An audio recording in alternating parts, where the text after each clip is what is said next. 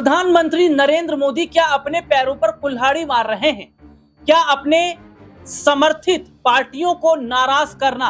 अपने सहयोगी दलों से पंगा लेना, अपने सहयोगी दलों की अनदेखी करना, क्या ये प्रधानमंत्री नरेंद्र मोदी को भारी पड़ता नजर आएगा?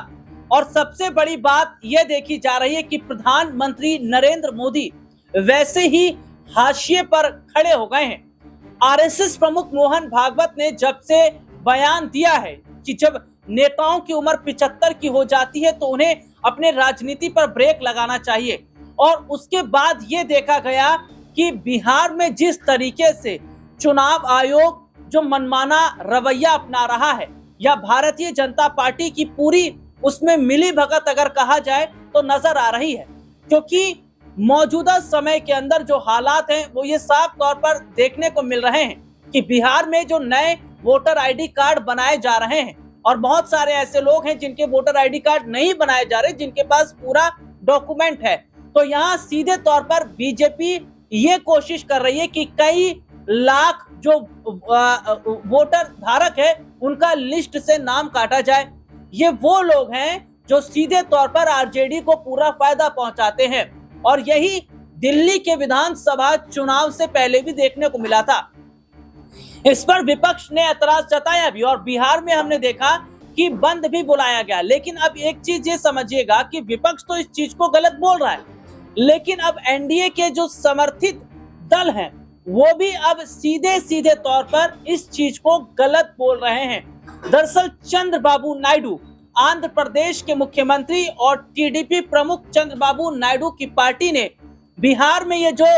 नया खेल चल रहा है, नए वोटर आईडी कार्ड बनाने पर, इस पर सवाल खड़े किए हैं। जी हां, अपने दर्शकों को बता दें कि चंद्रबाबू नायडू की पार्टी टीडीपी ने सीधे सीधे तौर पर यह कहा है कि ये जो काम बिहार में हो रहा है ये ठीक नहीं है, हमारी पार्टी इसे नहीं सही मानती है, और इस तरीके की चीजें बंद होनी चाहिए। और चुनाव से पहले ये जो चीजें हो रही हैं, नए वोटर आईडी, नए जो वोटर कार्ड बनाए जा रहे हैं, इसका मतलब है कि कितनी बड़ी साजिश चल रही है। और सबसे बड़ी बात अगर हम कहें तो जो बीजेपी है वो जिसने 400 पार का नारा दिया था वो 400 पार नहीं हो पाई,